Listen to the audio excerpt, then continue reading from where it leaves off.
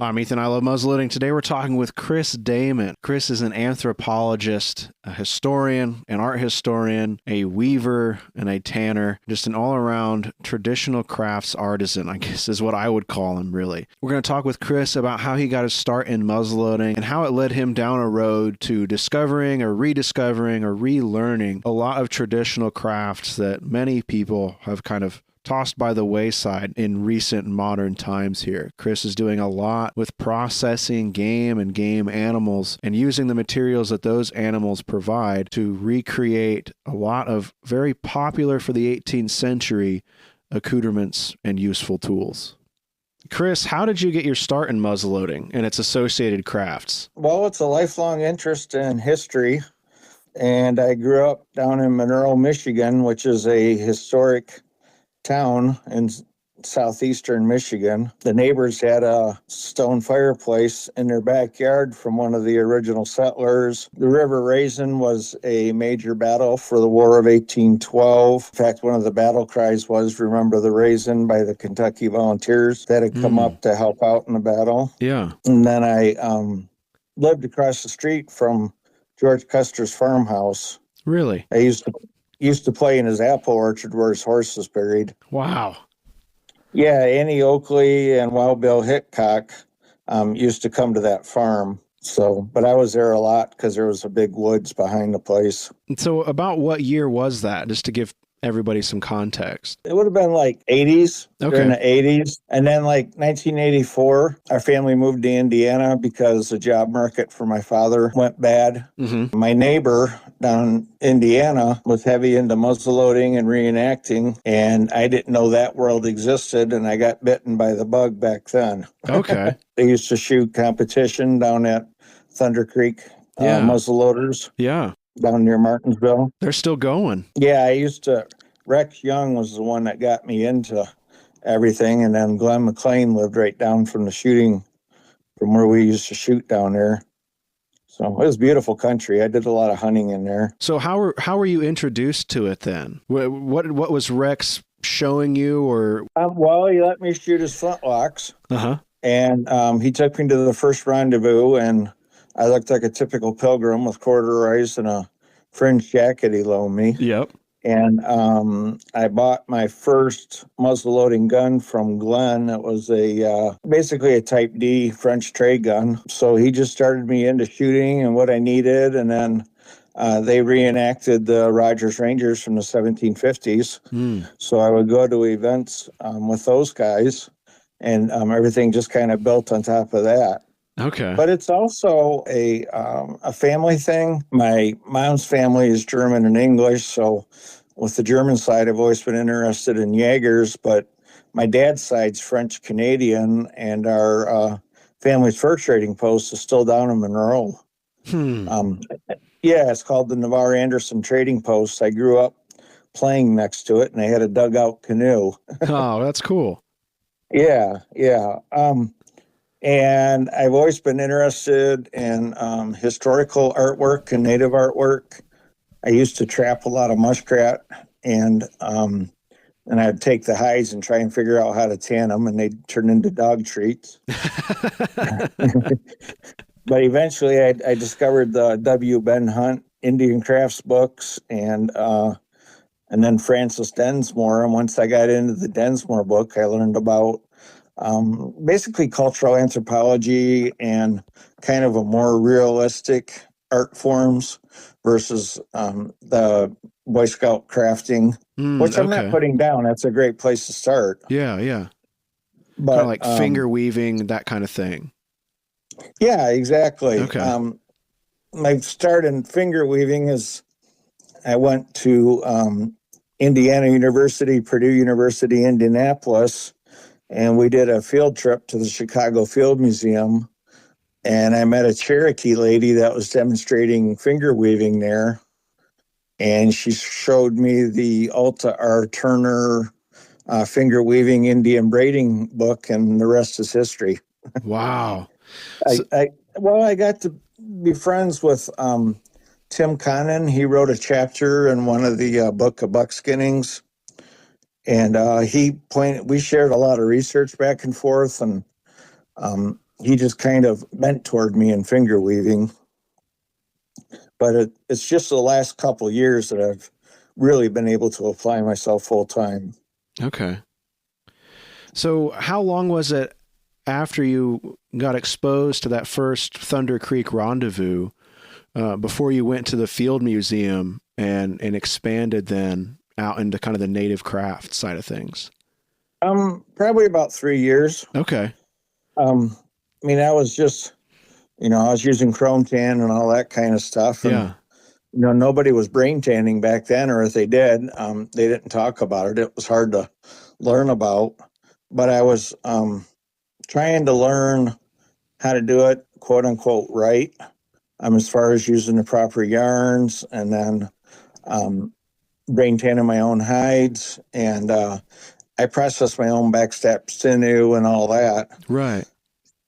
And eventually it turned out I'm living up here in northern Michigan, which has been home for quite a while.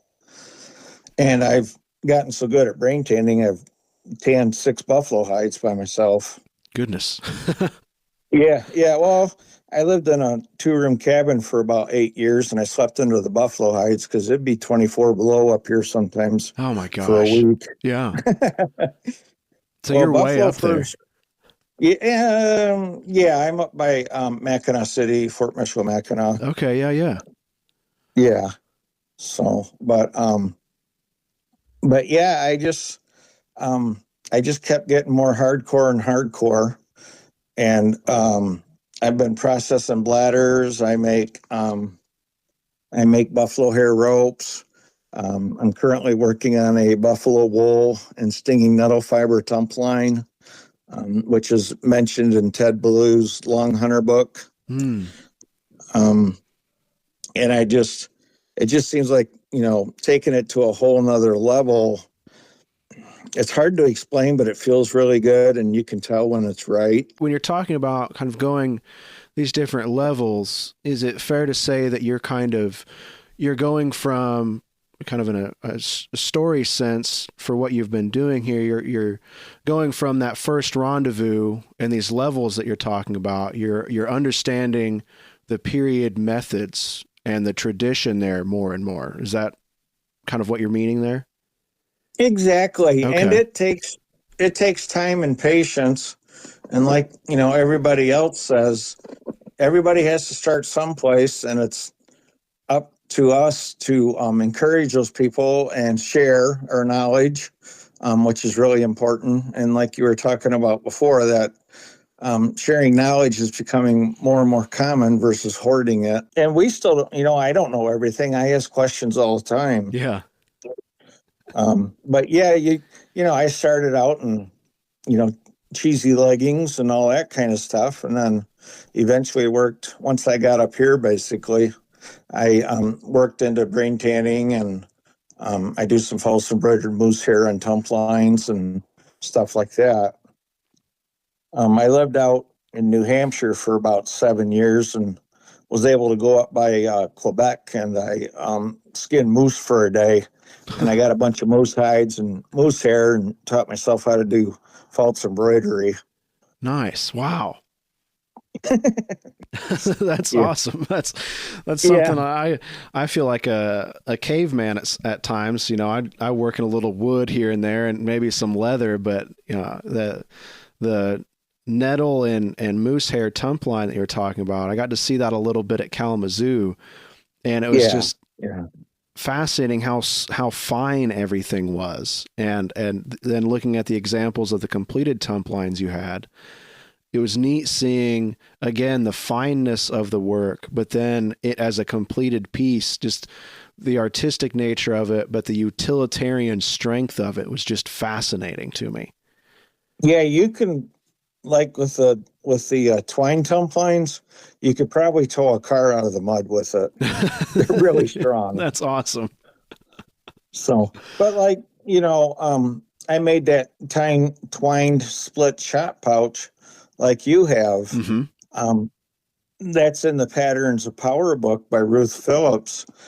And I'm not trying to sound haughty here, but I don't think anybody's ever made any of those. And I know I used modern hemp, but it's got a brain tan back, and it was a good learning experience making something like that.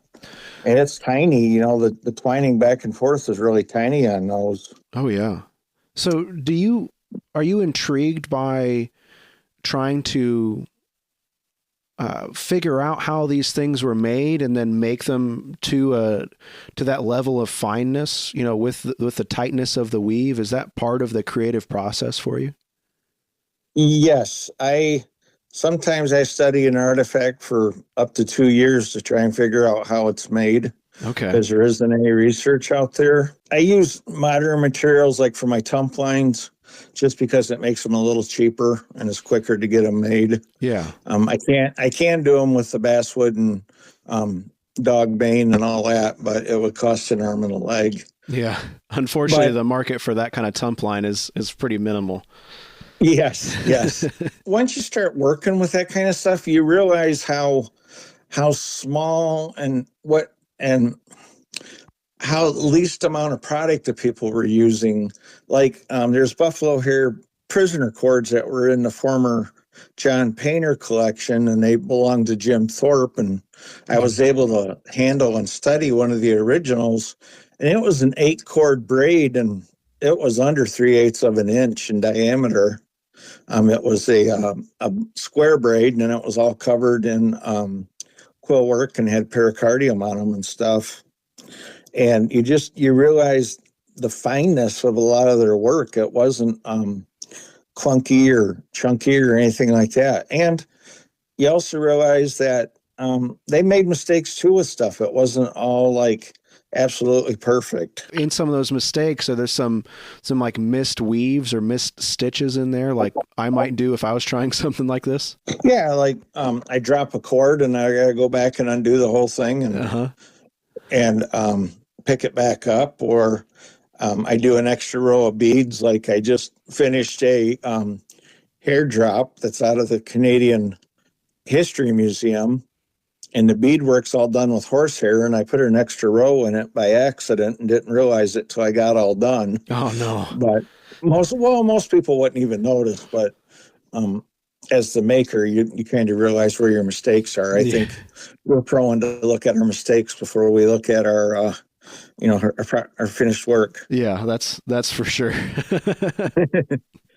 But yeah, I just, like I skin deer in the fall, and I skin anywhere from 300 to 700 deer, and I get the backstrap sinew out of them. I save the front legs to use for bags, and I make a Lakota type pipe out of the front leg of the deer. It's a copy of an original. Okay.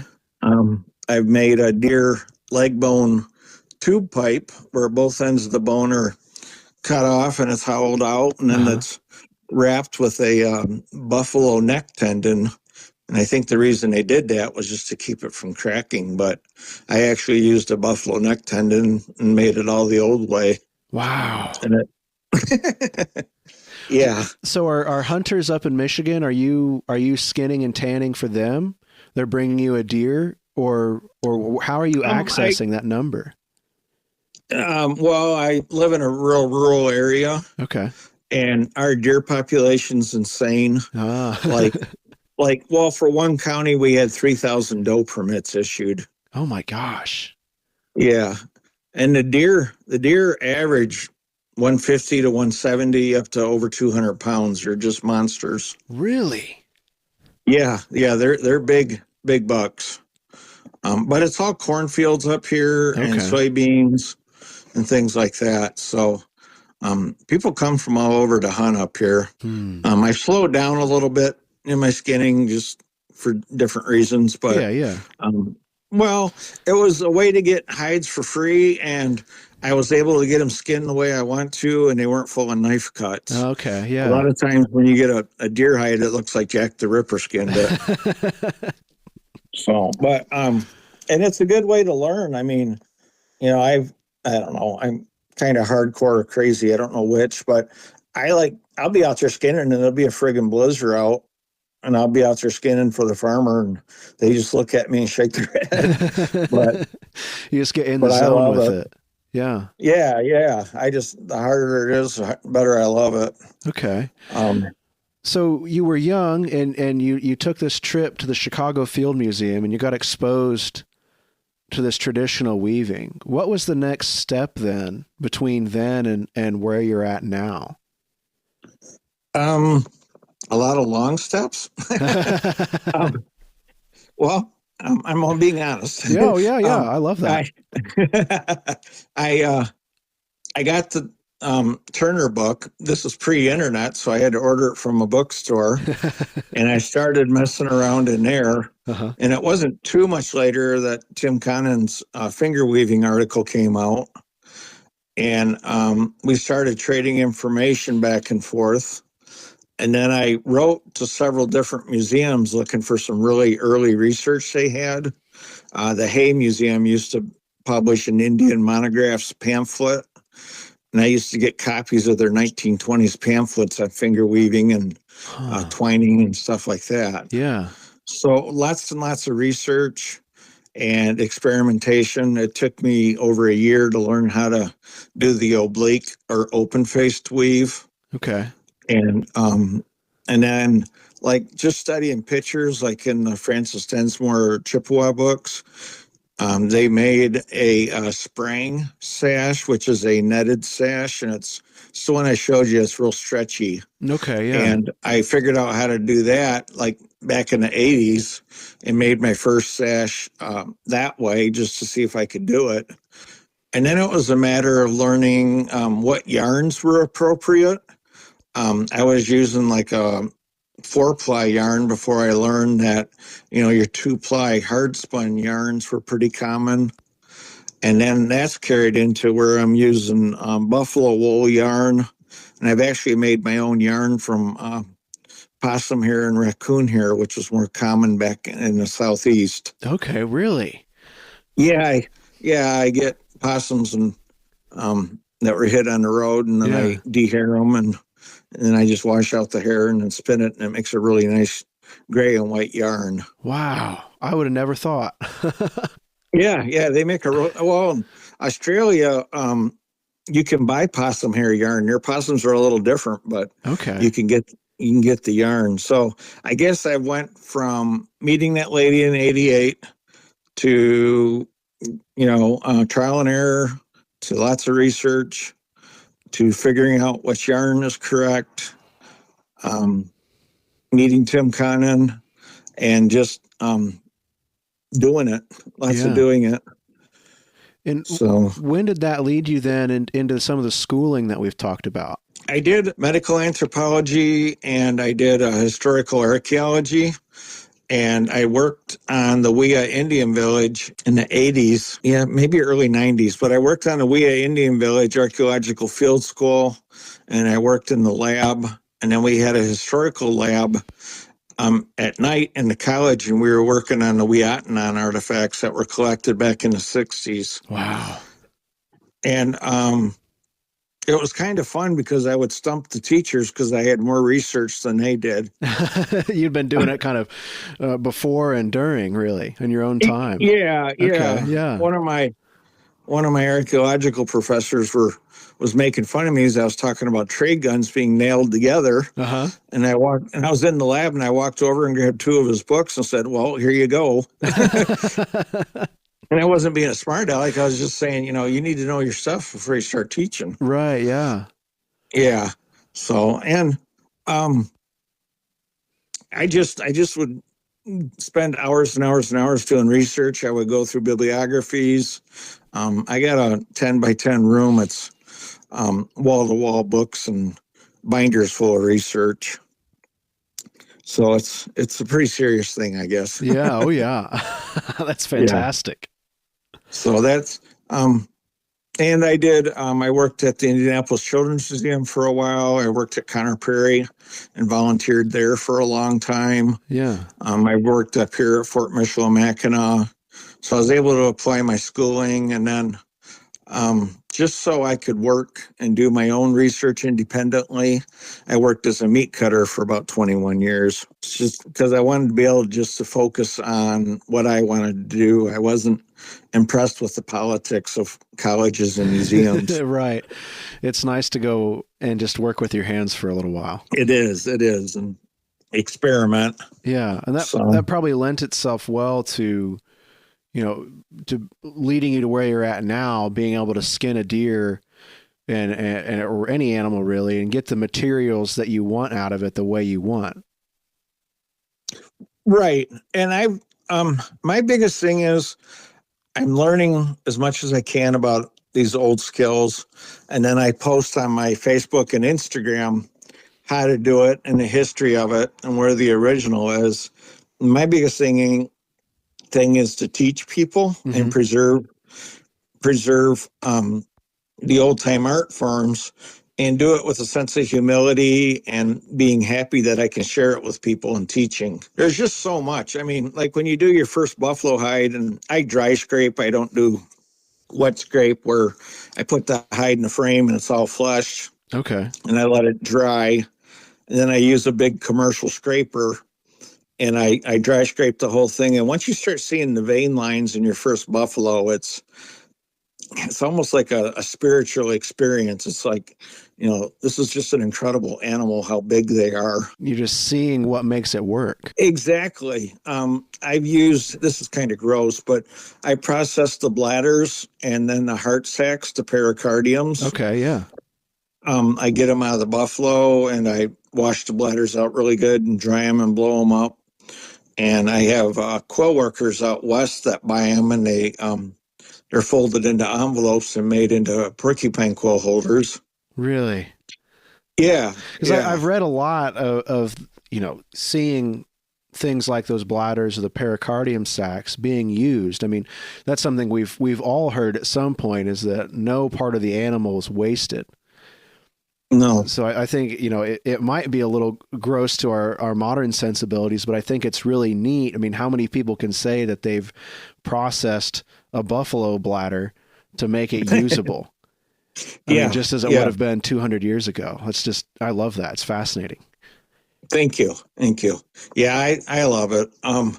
The pericardiums are neat. They're hard to get off the heart in one piece, and then you got to peel all the fat off and clean them, and then I put a paper bag in them and just let them dry. Okay. But they were used as, you can put a ring around the top and a handle and use it as a canteen, and that goes back to biblical times in the Middle East. And my friends that do, they basically live like mountain people up in Utah.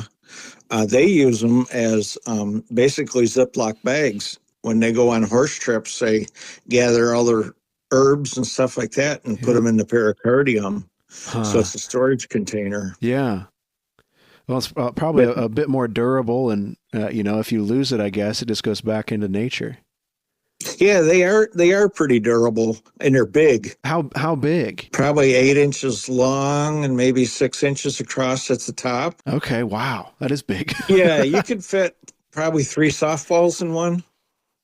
Okay, yeah. But on the prisoner cords here, the native peoples were wrapping them around the ends of the prisoner cords so they wouldn't come undone, and in the middle of the prisoner cord, and then they were doing quill work on top of them. So I've had to learn to teach myself how to brain tan them and process them so they'll hold up, just for that purpose. So it's kind of a unique art form.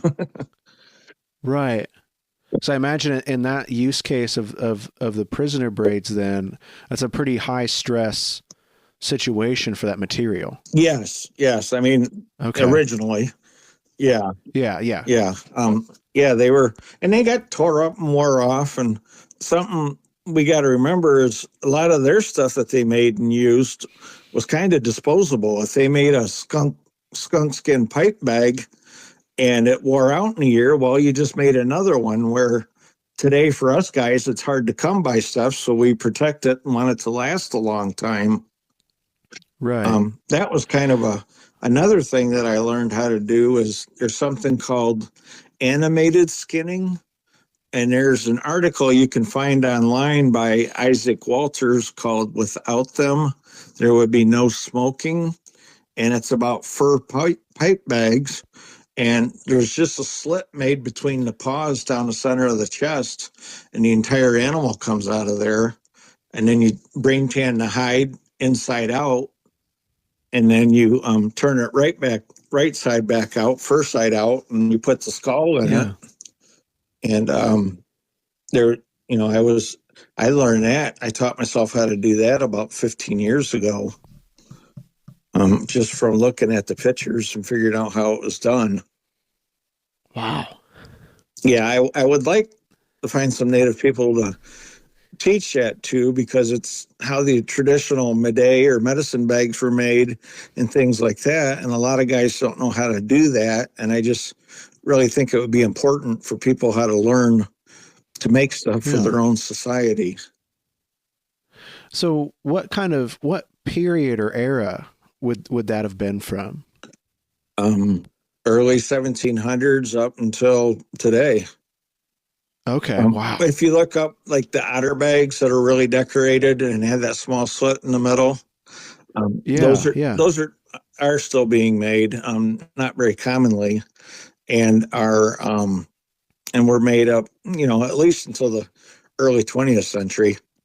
But like at Fort Michilimackinac in the 1750s, they talk about the Frenchmen prancing around like dandies with a fur pipe bag on their arm and smoking their pipes while walking around inside the fort. Okay. Huh. The pipe bags are anything from muskrat to a beaver skins. Not real big ones, but, okay. It just kind of depended upon the person. Right. Just how much they wanted to smoke then? Because would that have just carried tobacco and pipes? Or it could be a number of things. Okay. It could be because the Native people were making things to sell, and that goes back to the early 1600s. And so it was maybe one that they picked up from a Native person to sell, or it was an animal they had trapped that they had a Native woman make it for them. Or it could have been like a dream thing where they had to have a certain animal to put their pipe in. There's a famous story from up here at Fort Michilimackinac where a Native was hanging around the guard post, and the major at the fort was Arent Schuyler de Peister. And he was friends with de Peister, but he told one of the guards that he had a dream that he was supposed to go and kill de Peister. So the guard took the Native to de Peister and, explained to him what was going on. And the guy said, I really don't want to do that. So de Peister sent him to Beaver Island, which is an island up here. Yeah, I've heard of that. Okay. Well, he was supposed to catch a white beaver and bring it back to de Peister, and he actually caught an albino beaver and brought it back to de Peister, and it kind of sealed the deal where they were still friends and there wasn't any problems. And that hide is still in Liverpool, England, in the museum over there.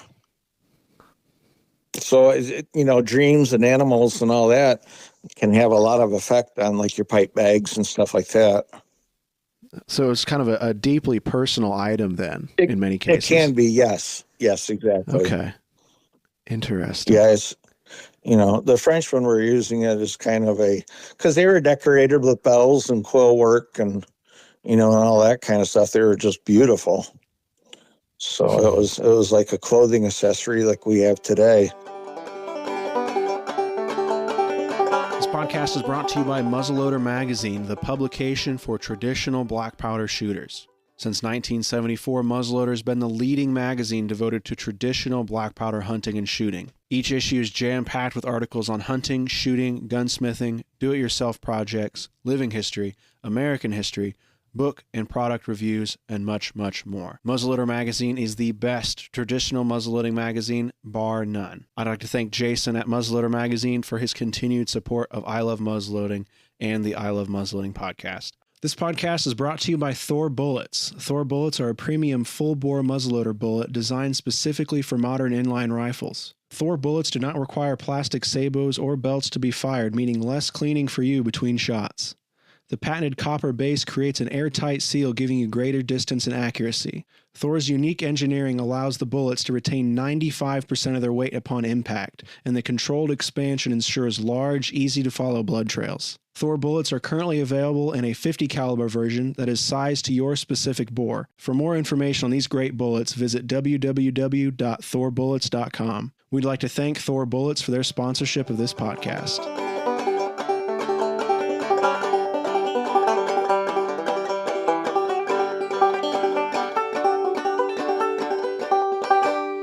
But yeah, it's been an interesting journey so far. I enjoy it. Yeah, it sounds. I mean, you can just hear the enthusiasm as you're talking about this. Thank you.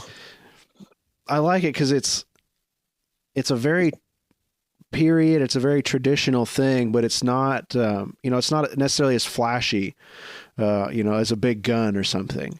But there's something really interesting about it, about not only the finished product, but the process that goes into it, I think. And hearing you talk about going from literally the animal to the pouch or to the bag and talk about that process, it's really interesting to me. It is, and it gives you a whole nother perspective on native artwork and historical artwork. Once you start doing that kind of thing, it's hard to explain unless you actually do it. And I know it's not something for everybody just because of what it entails. But it's kind of like, if you harvest a buffalo and skin it and tan that hide and you make horns out of the powder horn and, you boil the head and clean it all up and, you make stuff out of the rib bones and everything else. It's just a whole nother level of experience that I've been lucky enough to do. And, I said before, I love sharing it with people and talking to people like you about it. It's just stuff that needs to be known. It's very down to earth and can be very beautiful. So I guess it's probably a basic question, but how long does it typically take to skin and tan something like a deer? And then how does that compare to something as large as a buffalo? I can skin a deer really fast. We usually hang them up, and I used to before I started working as a skinner. I'd drive up and down the roads, and I would pull the roadkill off, and that weren't bad. Pull them off into the creek bed, and I'd hunker down and have them skinned in 15 minutes. Throw it in my car, hide the deer, and go. But I can brain tan a deer hide if the weather's good in 3 days from start to finish. Okay. But the weather has to be decent. Where a buffalo, I've only skinned a couple, and they're huge, and their hide is tough. And I don't know, it probably takes altogether at least 30 hours. Because when you get it all fleshed and stuff, it's got to dry in a frame. And then scraping it is a real trick because, if you're working in the hump area or in that spine, it's pretty thick. But if you go off into the flanks, it's like wet tissue paper. You poke right through it. Oh, really? Yeah. Okay. And I try to scrape my hides down to below the vein line, and then I brain them, and I use a little bit of bone marrow in it and actually a little bit of ivory soap. And then I fold the hide up, and I put it in a cool place, and I put a piece of plywood on it, a bunch of weight, and I let it set. And then for 3-4 days, and then every day I open it up and let the sun get into it. And then on the final day, it's ready for its first smoking. So I got a smoke lodge set up, and I smoke the heck out of it for a day or two, and then start the whole process of braining and softening again. Okay. So the hide after that first smoking is pretty stiff then. It is. It is. And sometimes you got to re-scrape them. And when the hide's in the frame, you can like put your finger on the hair side and then on the other side, you can actually tell the thickness. And Okay. if you wrap on the hide with your hand, you can actually hear where the hide is thicker and thinner.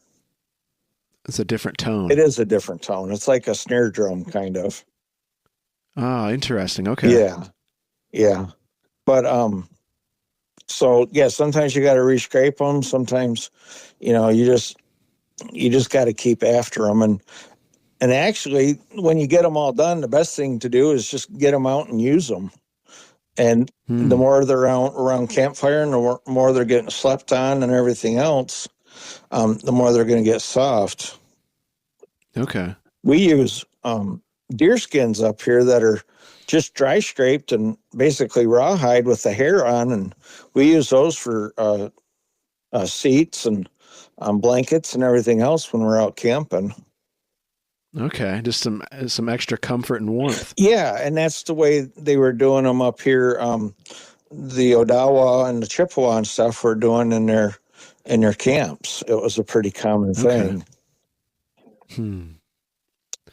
So is this the kind of, is this tanning and or skinning, scraping and tanning? Is this the kind of work that, the market hunters would have been doing, coming from the East Coast out into, kind of the early, like the Northwest territory, or is this a different practice than we would have seen with those people? Well, similar. Okay. I think what the market hunters were doing, like, the long hunters and stuff, I think what they were doing, they were getting as many hides as they could, and they wanted the thinner summer hides, which are basically called a red hide. And they were bringing them back to camp or wherever they were and fleshing them. And I don't know if they dried them in a frame or what, but they were just letting them dry. And if they were dehairing them, they could have soaked them in lime, which is a longer process, or they could have dry scraped, which I do. I've been researching and documenting 18th century hide scrapers, and I have a friend that makes them for me. I use both the French and the English types, so they could have brought those with them. I wouldn't think they would have bringing them back with the hair on because it adds to the weight immensely. So they were probably just either soaking the hides in lime and then scraping them. You can just take a long piece of wood and put like a butter knife in there on the backside and flesh it that way and scrape the hair off and stuff. It's a lot of work, but you can do it. So, and they could have just soaked them in water till the hair fell out too. That was something common. Okay. So, but no, they would have had to have been scraped down to rawhide. And then, I've been reading a lot about trade guns kind of for a project that I'm working on. And, I guess this may be totally off topic here, but with the fur trade that was happening, in the same periods and similar areas that we're talking about here, were those trappers bringing in the furs to the various companies to trade and sell, were they also processing that game, or were they bringing it in for the company or people at a fort to process then too? There's a really good book about that called Give Us Good Measure. It's up in Canada and it's basically about Native American women's roles. And they were they were the ones that processed all the hides. Really? And that gave them number one, they were getting the money for the hide. It gave them control over the final product, how nice it was. And it was just it was a part of the women's roles, and they were the ones responsible for taking care of the hide. But it really trying to think how to say it. It gave the women a lot of power by being able to do that. So, and I'm sure the men knew how to process everything. If you were going to be out in the woods for X amount of time, you definitely didn't want to leave your meat on the animal hide because it would rot. Right. Yeah. and flies take a toll on everything, and beetles. Okay. So to answer your question, at least up in Canada and a lot of areas, the hides were brought in raw, and the women processed them. Native Okay. American women. Now, like out west with those trappers, I don't know if they were processing them themselves and bringing them in, or how that worked. Maybe a little bit of both here and there. I think so. I think so. Yeah.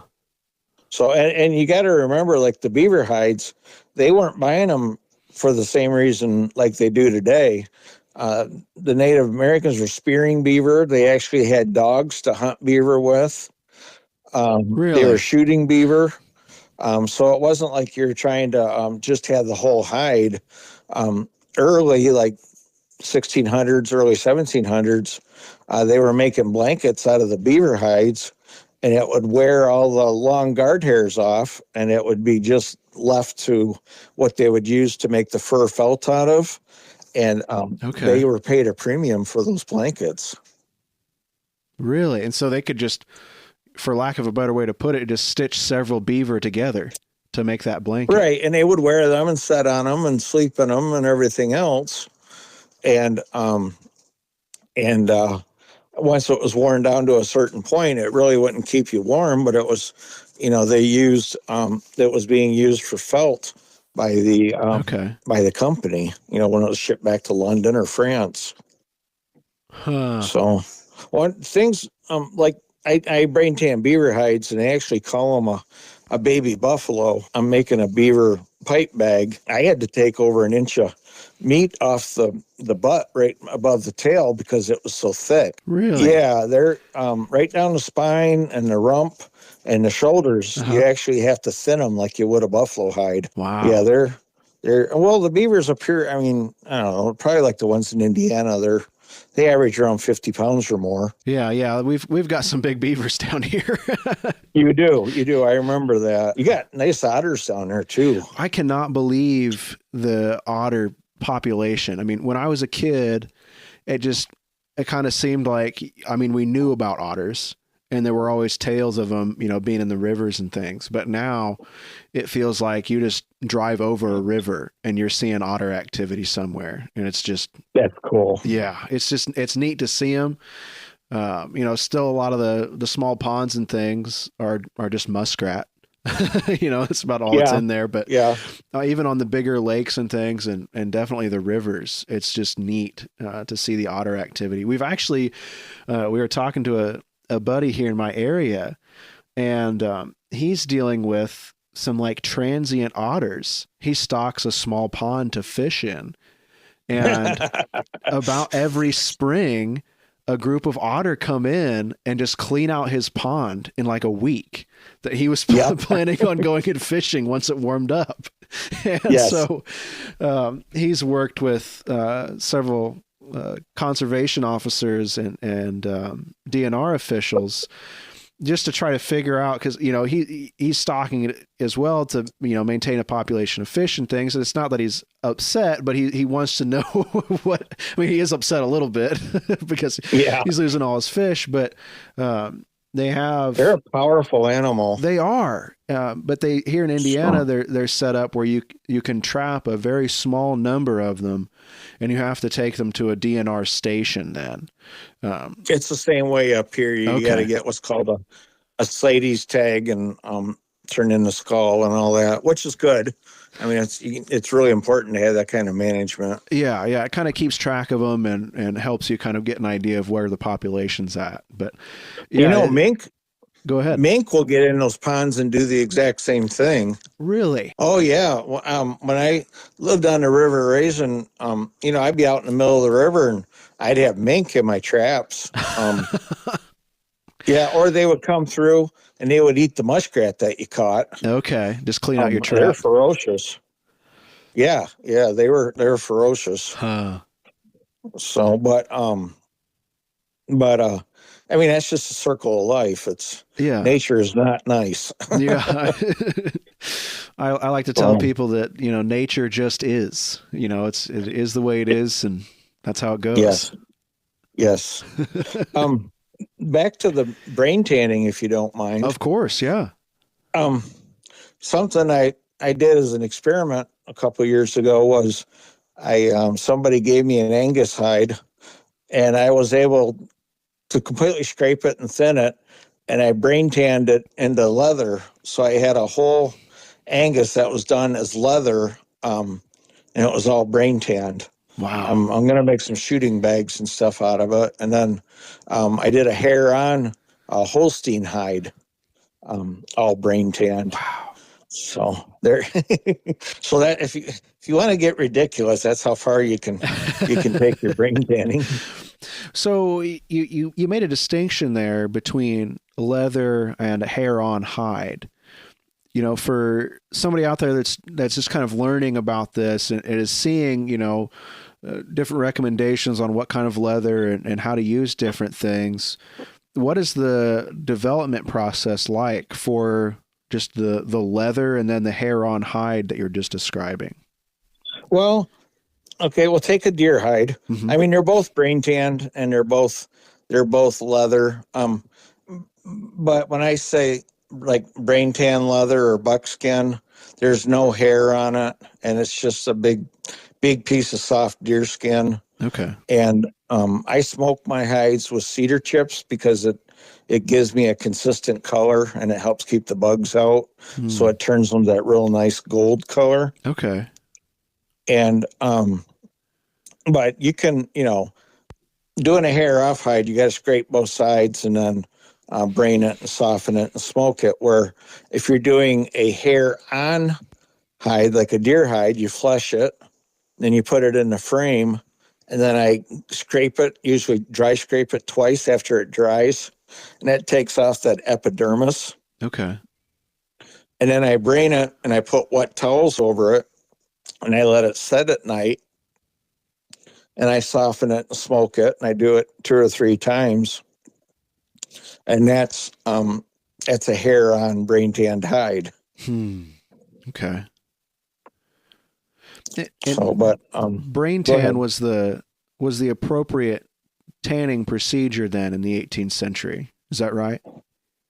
Yes. Okay. Yes. There is documentation, like in Illinois in the 1730s or 40s, the French had set up a bark tanning facility for bison hides. And you don't hear too much about it, but I read about it in an ethnohistory of the Illinois book. And so they were bark tanning there. And I wouldn't be surprised, like in the Eastern communities, which were established, that they were bark tanning also. But as far as I know, everybody was brain tanning. And actually, brain tanning was being used in Europe until like the 40s or 50s. Really? Yeah. Yeah. Well, like World War II, there were shortages of everything. So it was a way to get clothes or get leather or whatever they needed. So, but you can even brain tan fish skin. Really? Yeah, I brain tan salmon hide before. That's cagey. Yeah, it works. And I did it with the scales on. It's about a 15-year-old piece of hide, and I still got it. And wow. None of the scales will come off or anything. Really? So what is the tanning? What is the science behind that to preserve that hide? It's considered a fat tanning process, and what you're doing is using the fat inside the brain. It's not really a chemical process. Okay. So when you take the hide off the animals, all the fibers are glued together and they're in a crosshatch pattern, kind of like a cloth baby diaper. Okay. What you're doing when you scrape them is you're loosening those fibers. Okay. And that's the whole process, is you're trying to get these fibers loose, and then you put the brains in there, sometimes a little fat to help with the process. But the brains go in between the glues that are gluing the fibers together and loosens them. And then what you're doing when you soften it is the fibers are coming out to where they're parallel to each other. And that's why the hide turns white. Like all your Oh, hides turn white when you soften them. okay, So yeah. it's basically the fibers are glued together. You scrape them, you lubricate them, and then when you're stretching the fibers so they're parallel to each other. And then when you smoke it, the aldehydes in the smoke actually set the fibers so where they won't go back to being crosshatched. Okay. And if you don't smoke the hide, it's going to go back right to rawhide. Okay, and that's that strong, tough hide. I mean, it's just Right, like a dog chew. right, right. Right, basically think of a dog chew. Okay. And that's how they. I did just recently read. I think it was like out in California or something that after braining the hides, they were just putting them out in the sun, and it was causing some sort of a UV reaction where they were able to leave the hides in the white without them going back to getting hard when they got wet because of the UV was actually like doing the same thing the smoke would do. Right. It's kind of setting those fibers. Yeah. Huh. So it's not a chemical process; it's a physical process. It takes a lot of elbow grease and time. Right. So that's basically the chemistry, and brains are getting hard to get. I get them out of the deer heads from skinning, Right. which I know is gross, but it's true. Hey, it's got to come from somewhere. It's probably the same thing the long hunters were doing. Right. But you can use a dozen eggs. I've used eggs to tan hides. Okay. You can use mayonnaise and olive oil. I had a friend that was living way up in the bush in Alaska, and he tanned a Wolverine using WD-40. Really? Or not WD-40, 40 weight motor oil. Okay. He used motor oil as a lubricant in the hide. It's just that fatty oil is what he needed. It is.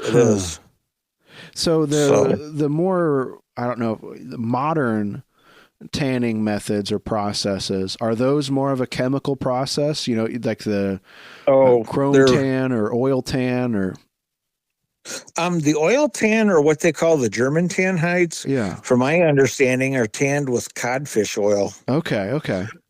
And I don't know too much about it. I've read both good and bad. I'm not going to comment because I've never used it. But what I understand, it's done with codfish oil, which I think if you took them home and smoked them and rebrained them, it might be a little better. Okay. But modern tanning is horrible. It uses heavy metals, it uses chrome, and I can't think of what else, but it's really terrible for the environment. And it actually turns the hide blue when they tan them. Really? Interesting. Yeah. And actually, like with a chrome tanned hide, you can boil it and nothing will happen to it. But if you sweat in it, the salt from your sweat will cause it to fall apart. Ah. Where like with a brain tanned hide, I've studied a brain tan buffalo hide from the 1820s at Harvard. And it still was sewn with a real sinew, and they had all the paint on it, and it was still intact. Yeah, I mean, you can wash a brain tan deerskin in the washing machine. Right, it doesn't do anything to it. Well, you got to soften them and stuff afterwards. Okay, but okay. So, but it's a completely different thing, and people are starting, like over in England, to start the bark tanneries, which are good because it's just tree bark, right? And they're starting to do small scale brain tanneries over there too. I think it's incredible that, like with the brain tanning, just not everything, but just about everything you need to preserve that hide and make it useful after the animal's death. The animal has, like taking the deer brain to brain tan the hide is just, it's kind of incredible. There are things in nature to me that it's incredible that they work that way. Right. Well, like, and I've done this before, is after you shoot a deer, you can use, there's two bones called the radius and ulna that are hooked together. Yeah. and you can take and use that as a scraper to flesh the hide. And then you can take the leg bone and cut it into a chisel shape and use that to flesh the hide. And then say you're doing a hair on, Yeah. and then now this is gross, but it's true. You can actually put the head in the fire and cook the brains, because you got to cook the brains and heat them up, and then mix them with water. And you can actually cook the brain right inside the skull of the deer and then rub it into the hide. Wow. So that's this kind of the field process. Yeah. And if you're like in an alone TV show situation, or if you were stranded, you could do it that way. Huh. So and it's just, like you said, it's amazing when you handle that stuff and think about, 10,000 years ago, these people were doing the same thing. Yeah. That connection. Exactly. I mean, just as, in many cases, we are descendants of people that were there and were doing these things. That animal is the same. It's only here because of the animals in the 18th century, and we're only here because of the people of the 18th century. And it's a goosebump inducing circle of life, I think. It is, especially when you're elbow deep in it. Oh, I bet. Yeah. The book Deerskin and Duffels by Catherine Braun is an excellent book that talks about the deerskin trade and how many millions of pounds of deerskins which were getting shipped over to Europe from here. Oh, that'd be fascinating. Yeah, it's a good book, and you could probably read it in a weekend. But I've been outside scraping hides, and I'm under a shelter and it's raining out, and it just kind of makes you think of like the long hunters and what the guys were doing in their situation and how tough they must have been. Yeah. So it makes you appreciate, turning on a light switch or air conditioning. Because I live on the edge of a swamp, and I've had bears come in on me. I've had coyotes come in on me, and they just kind of watch and then wander off. Wow. It's a whole, I don't know, it's kind of hard to explain, right, but it's a whole nother realm. Yeah. Well, it's interesting because it's a natural process with natural materials and a lot of natural tools. It's interesting that those animals come up and observe you rather than with a lot of modern tools and modern processes. They steer clear. Right. Like if you're driving your tractor or something, they're going to take off. Yeah. So, no, I had a possum that lived in my fur shed with me all winter, and I had made him a bed, and he slept in there, and I'd bring him dog food, and he would get all the meat scraps off the hides, and he was just a happy camper. He lived there for like 2 years. He would come back during the winter. Oh, that's wonderful. And, yeah. So, and I had a big black mink that used to hang out in there with me. Because it's like my one area where I flesh and stuff's just an open door into a shed kind of thing, and right. And you get all sorts of critters that want to visit. Huh. So I've had chickadees land on my hat and just watch, and it's just kind of funny. Wow. That's powerful. Tell you, I'll share kind of a personal story. It's funny. My dad passed away, and he was a Frenchman, and they always call us Frenchmen frogs. And whenever I was working on a project during the summer, this little tiny green tree frog would show up on my work. And I always said that was my dad keeping an eye on me. Oh, that's wonderful. Yeah. So I don't, I mean, it's nice to make money off what I'm doing, but it comes with a whole lot of, like, in my mind, responsibility and respect. It's not something, even like working with the buffalo hair and stinging nettle, that was all living things. And, and you're connecting with people that have been gone a long time, but you're making what they were making, and you're teaching people how to do it. And it's almost got it's got a real importance to it that you can't goof off while you're doing it. You got to kind of think about where you're at and all that good stuff. Yeah, there's a seriousness to it. You're carrying that torch, so that another generation and future generations as a whole can appreciate and see this kind of work. Yes, exactly. Yeah. So it's fun. It's kind of crazy, but it's fun. Yeah, on Instagram sometimes we can see you as the Mad Tanner on there. Yeah, that's my Instagram thing, Mad Tanner 67. Yeah. One of my friends called me that because I had flushed 25 hides in one night or something. It was just crazy, and it was below zero, so they named me the Mad Tanner. So, but there's some fun pictures of me. We'd skin a whole bunch of deer, and I got long hair, and I just look like somebody just broke loose from someplace. Well, Kris, what tips would you have for aspiring craftsmen out there that are looking to just get involved in some of these 18th century, crafts and, I guess, traditional teachings? Well, first, find something you like. Don't worry about doing it to make money. That will come eventually. But find something you like and find somebody that's doing it and start asking questions. If you can find how-to books, which are a lot of them now, or videos. Pioneer Home Videos has a ton of really good videos on how to do stuff. And just start doing it and make mistakes. And if you go to events, you can usually find somebody that's making what you're making and just sit and watch them. Like with finger weaving, I used to ask Tim Connon just hundreds of questions. He was nice enough to answer them. But that's just start small and have fun and relax. It's, don't, and enjoy it and learn from others. Read bibliographies and don't be afraid to go to the library and get books on interlibrary loan, because there are some things that aren't available on the internet. Mm-hmm. And you might also look into cultural, what area you're interested in, what culture.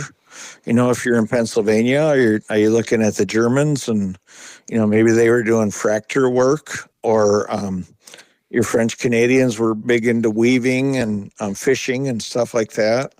So kind of let the interest in your persona, what you're interested in recreating, guide your artwork.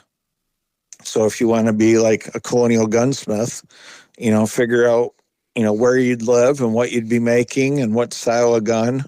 Like up here at Michilimackinac, they probably weren't making Kentucky rifles, but they were. Well, I mean, it's true though. Yeah, it is. Yeah. I mean, even if you want to, that's fine too. You don't have to be tied to that. Right. Yeah. It's great to explore a lot of different avenues, but just starting out, just take your time and try everything. Something you might think you like is just like ew, and then you try something else and it's wonderful. Yeah. It's just a lot of trial and error and meeting people and stuff like that. Yeah, I mean, I've tried a whole lot of different things over the years before I really, feel like I found something that I enjoyed doing. And I think everybody has that kind of period of time.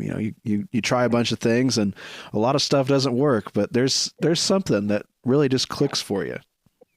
Yeah, and you don't have to spend a lot of money either. You don't, young guys and, people first getting into this, you don't have to spend a lot of money. Just do it on a small scale.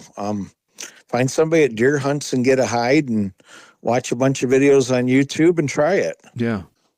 I mean, you can, most things we do in muzzleloading, we can make our own tools. And that was something that used to get taught a lot, and you don't quite hear that as much. People are more preaching buy everything and then do it that way. But, if you look at the old issue of Muzzle Blast, they always had how-to stuff. Yeah, exactly. Yeah. There's still a lot of that being done, which is nice. It's a shame that we've kind of seen the In a lot of cases, the death of shop class, but I think that Oh boy. people Yeah. that are coming into muzzleloading are drawn to it because of that aspect, because they can make so much of their own stuff that they need, their tools and their bags and their accoutrements. Well, just the pleasure you get from scraping a raw cow horn to make your first powder horn. Yeah. It may be ugly, but you made it, Yep. and that gives you a good feeling. Absolutely. That's something we need, I think, as people. We do need to get more hands-on, and we do need to get our hands dirty a lot more. Working on cars, working on muzzle loaders.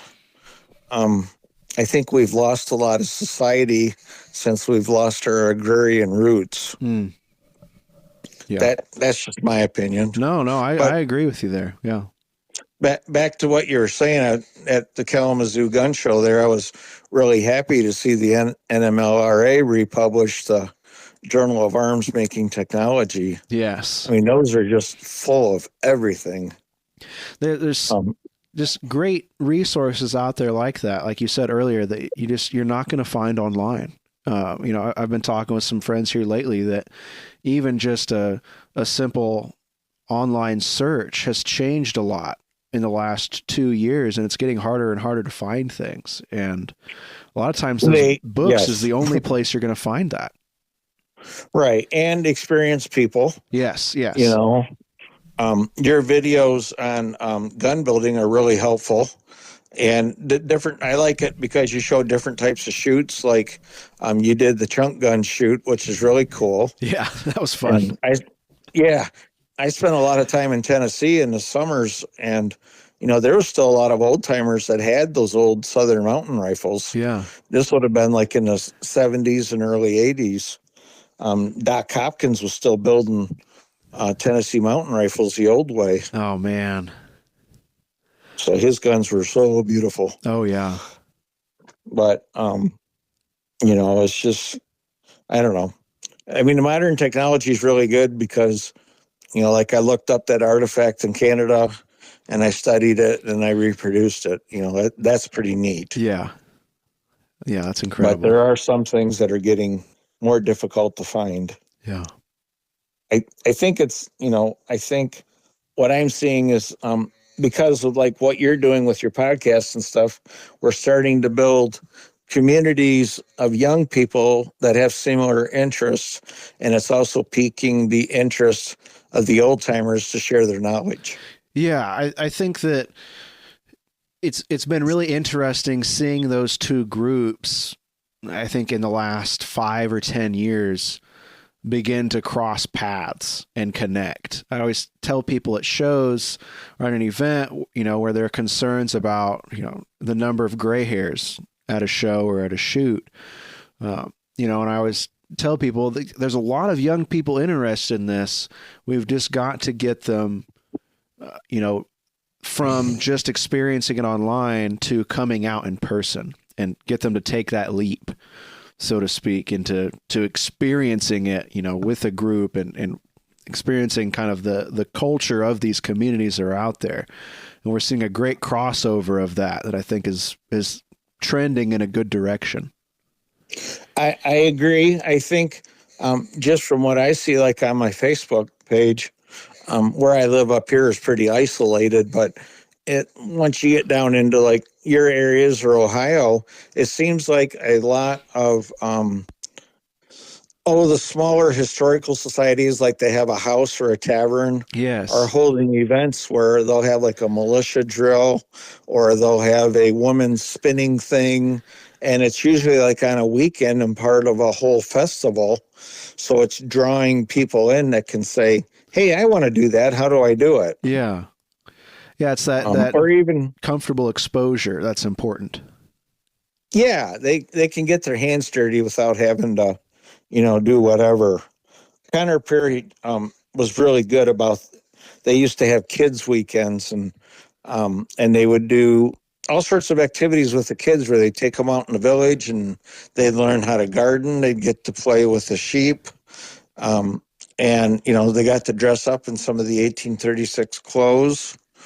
or they would have competitions there, like sheep to shawl, where they would actually shear a sheep and have a shawl knitted. I think it was like 1 or 2 days. Oh my But those gosh. were all community events. Yeah, it was crazy. Those women are super talented. Yeah. I miss having a place like that to go to, because you learn so much. Yeah. Yeah.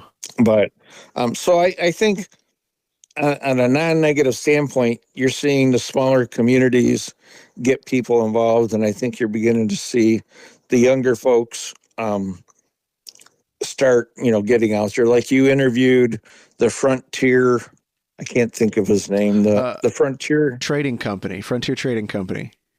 Yeah, he's doing an awesome job, and he's young, and he's kind of what it takes to get people going. Yeah. Yeah, he's out there coming into this, started out at a Boy Scout camp and continues to trend more and more on trying to figure out how to do some of this stuff on his own, finding the right people to talk to, and he's sharing his journey along the way. And it's great. You go to his videos and you read the comments that are happening there, and there's that crossover again of people that have been doing it for years, and there's people his age and younger that are seeing him do it and are encouraged that they think that they can do it now because they're seeing it done. It's not impossible, and they're not the only one.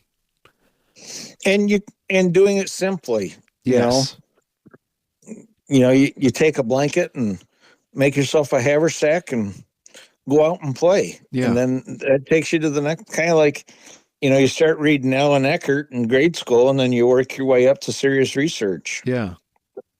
Yeah. I'm not discrediting Alan Eckert, but what I mean. Yeah. There's different levels of that. And I think it's important to acknowledge it, I think everybody acknowledges that The Patriot and The Last of the Mohicans, the modern films, contributed a lot to introducing people to this community. Huge. The material culture of it, is debated, but it got in front of a lot of people and brought a lot of people in. And a lot of those people have stayed kind of with the research that led to those movies. And I think a large group of those people, however, have trended more into researching on their own and finding out more and learning more and expanding knowledge of not only themselves, but their family and their communities as well. And I think that's really important.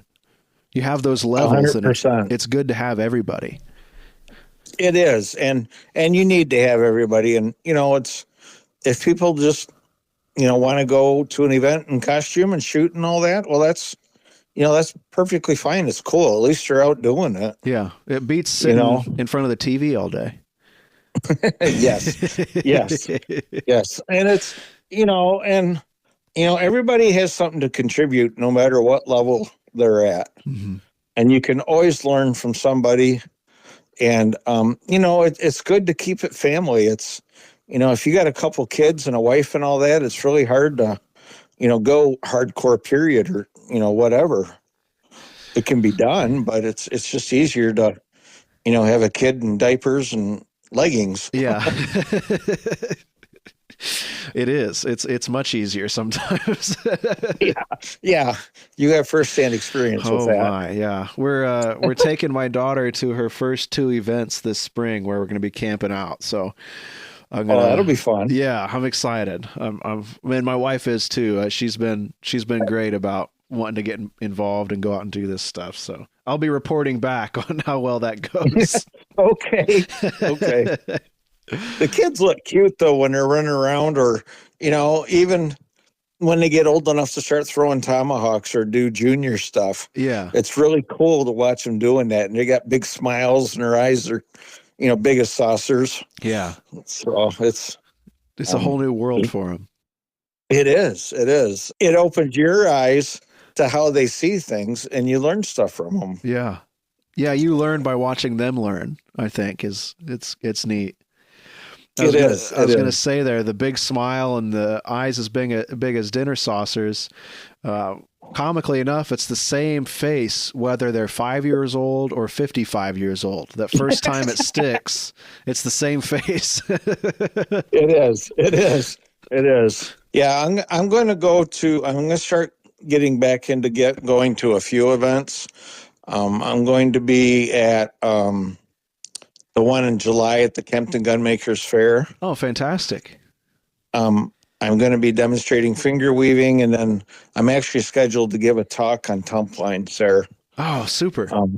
I'm creating different tump lines and how they were manufactured, and then I'm going to talk about that. And then I got pictures of how they were used, and I actually got a bunch of really cool research on the injuries that the voyageurs received from carrying too much loads on their back. Oh, really? Yeah, like they would get these big knots on the back of their neck called a boss, or their legs were bowed, or all sorts of, like, between the jawbone and the neck, that muscle would be overdeveloped from carrying the tump line on their head and the load on their back. Wow. I mean, some of those guys were carrying over 180 pounds at a time. That's incredible. And they were, like, going over the portages. They would trot over the portages. There was one voyageur, and this was in the 1900s. There's a picture of him. He would carry 433 pounds on his back. That's just, and he wasn't wild. A big guy. Right. Yeah. So, but just, and tump lines could be used. Nathan Kobuck shows a lot of cool stuff about it. Yeah. But tump lines could be used, as bedding. It could be used to hang a deer with, and, pull your car out of the mud, whatever. but they were just manufactured in a lot of different ways, and that's kind of what I wanted to teach about, is how they were made. Well, fantastic. I look forward to that presentation then. I'm excited for that. Okay. And then I think I'm going to be at the fair at New Boston. Okay. And I'm definitely going to be at the CLA show in Kentucky. Fantastic. Yeah. I got, I don't know how, but I got nominated for upcoming artists for the CLA show. I'm pretty excited about that. Yeah, you should be. That'll be great. Yeah, it's really, I kind of think it's a big deal for me anyways. Yeah. So, super. Well, we'll have to catch up with you then at Kempton and then at the CLA as well. Yes, as far as beginners go, just don't worry about everybody else and just kind of do your own thing and relax and, sit by the campfire and watch other people and learn from them, and then go do your homework. I was watching, there's a show on YouTube called X-Arc, and it was about Native American here and Inuit traditional tattooing, but it was from an archaeological perspective. And they were talking about all the stories that were perpetuated, like how they were doing tattoos here using a tap method versus a poke method. And there was no documentation for it. And to apply that to reenacting, people will be using something and just saying, well, this is how it was done, is in this painting and all that.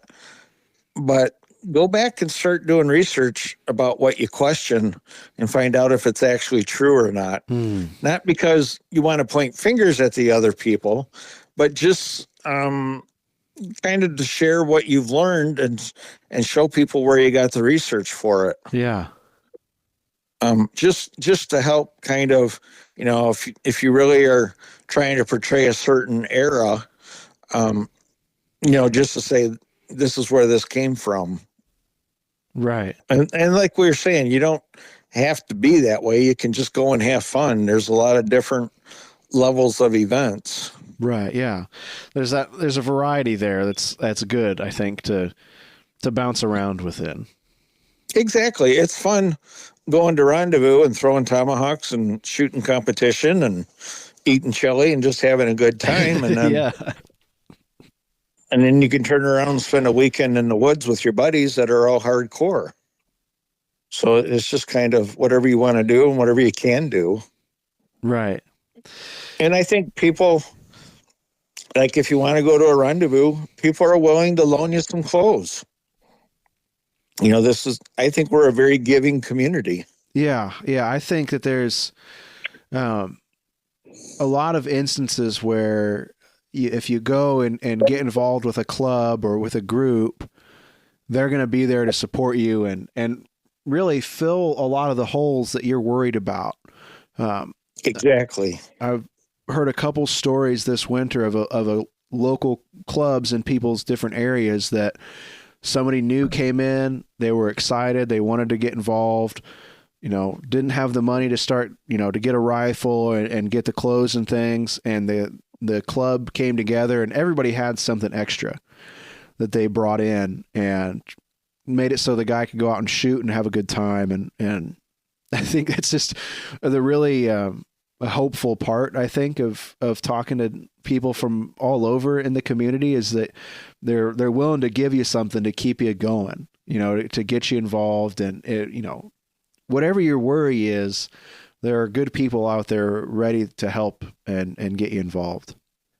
Right. And you build lifelong friendships. Yeah. This kind of turns into one great big family. It does. Yeah. And you don't hear about that in very many other activities. Right. I mean, there's a competitiveness in shooting and all that, but if a person's in need or whatever, guys step up, kind of like what you said about the club doing. Yeah. And it's fun to see another person's face like, wow, I get to shoot a flintlock or whatever. Exactly. That black powder smile. Yeah. You should make that one into a t-shirt. Right. That would be a good t-shirt. Do you have other questions for me, Ethan? Or well, I think the last one to kind of close us out here, Kris, is you've told us a little bit about your schedule for this year, but if people can't come out and see you at an event, where can people find your work? My main page that shows all of my artwork is Instagram, Mad Tanner 67. And I'm on Facebook, and it's mostly history, but it's not all my work. I share, like I just shared two videos on some original 18th century waistcoats. I share a lot of research on there, but on Facebook, I'm on Kris E. Daman.5, and it's KrisEDaman.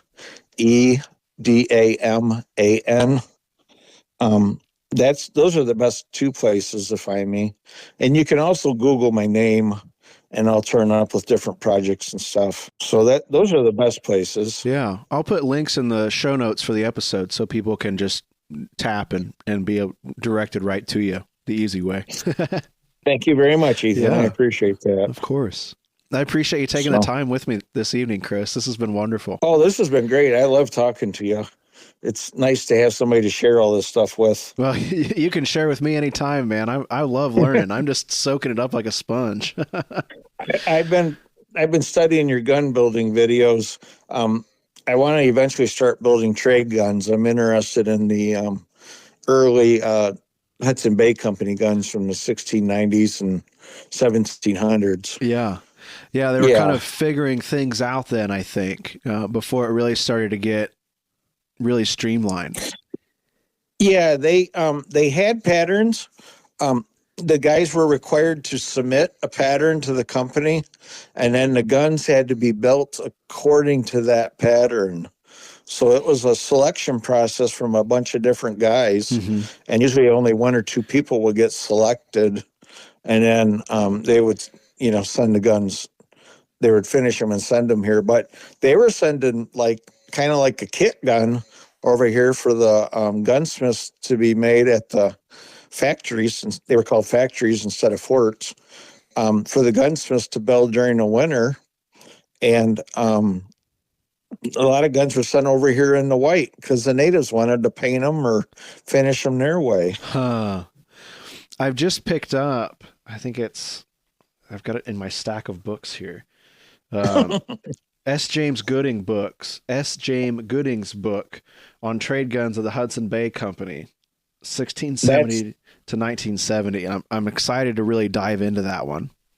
It's really cool. The first ones that he talks about, I actually got old articles and they have like the ruler with the pitcher, Oh, and I blew the pitcher up so the ruler was matched the regular ruler, yeah. and I took a lot of drafting classes, and I drafted all the gun parts to build it. Hmm. It was a 62 caliber, but the breeches on those guns were 1.125 inches. Really? Yeah, really heavy. Huh. If you want to, when you start reading it, there's a page that shows the year and the length of the guns, and they're talking about the barrel lengths. Yeah. And I always found it, I don't know, I always liked long barreled trade guns. Yeah. And 48 inches was kind of a standard length from the early 1700s, even into the 1800s. And then it started to get cut down pretty short, didn't it? They Yeah, kind of went down to the 36. They were selling 3-foot barrels in the early 1700s, but for whatever reason, the Canadian native peoples liked the longer guns. So I don't know, but that's a really cool book and a good book to have. Yeah, I'm really excited about it. Okay. I combed over for Trade and Treaty quite a bit. That's a really good book too. Yeah, that's by Gale, Ryan R. Gale. And right. It kind of goes over just like trade guns in general. And but it kind of gave me the taste for the Hudson Bay stuff that I wanted to learn more about. Yeah. And if you have any questions or whatever, I'll try and help you or say I don't know. Oh, thanks, man. I'll reach out sometime. But yeah, something else they were doing that was cool, and they found some in the Fort Albany excavations. Is at the end of the ramrods, it didn't have a jag. They were using brass tacks at the end, and they're called rammer tacks. Okay. And using that to keep the ramrod from splitting and to ram the ball home with. I had ran across that a few times, but that's interesting. I hadn't quite put that together, I guess. So that was just being put into the end of the ramrod.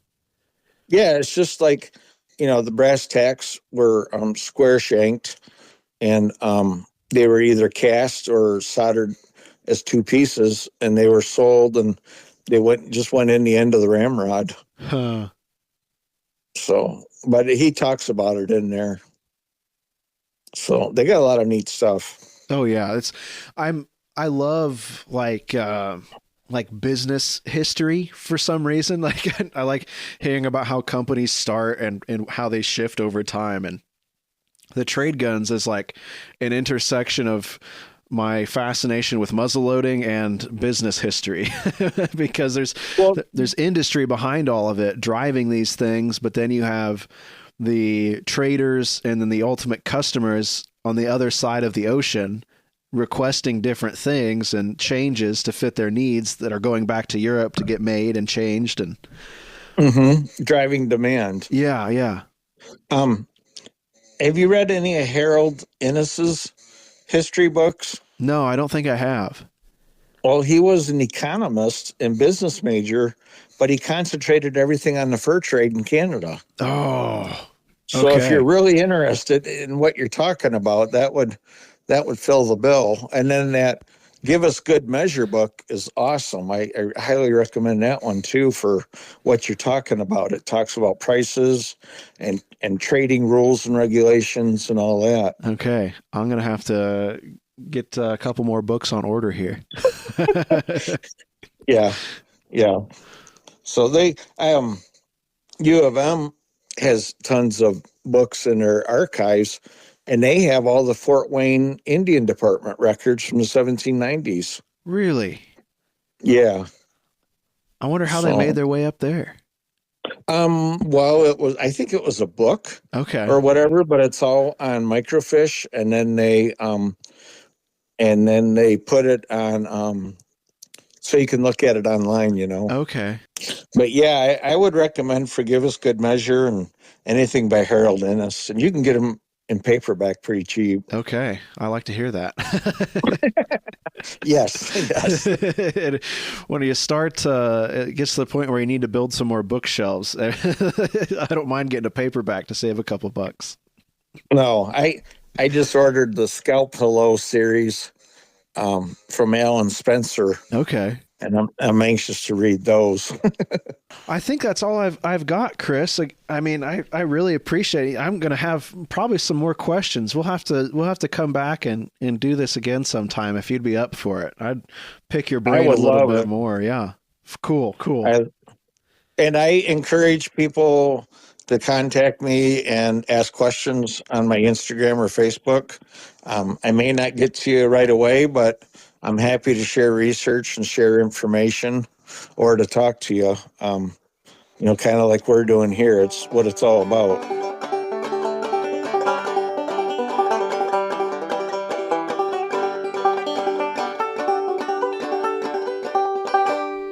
Once again, I'd like to thank Kris for taking time out of his day to talk with me and share a lot of the information that you just heard, really. As always, I'll have links in the show notes to this episode, as well as at the blog post at ilovemuzzleloading.com, to as much of the information that I can aggregate from the episode so that you can easily find it or search for it later. So I'm going to try to mention as many of those as I can while editing the episode to just make it easier for other people to find and learn from. I'm really excited that Kris is going to be giving a talk at the Gunmakers Fair at Kempton. I'm really excited to head back out to Kempton this year to film and volunteer my time and my equipment to film and document those seminars.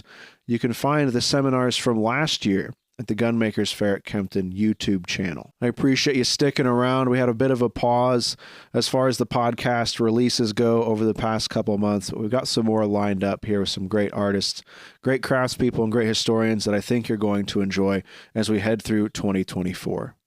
Once again, I'm Ethan. I love muzzleloading. Thank you so much for listening. We'll catch you next time.